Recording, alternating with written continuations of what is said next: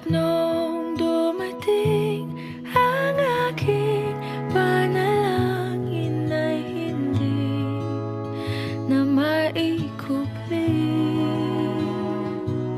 ang pag-asang nahanap ko sa iyong mga mata, at ang takot kong sakali man ika'y mawala. At ngayon, nandyan ka na, di mapaliwanag ang nadarama.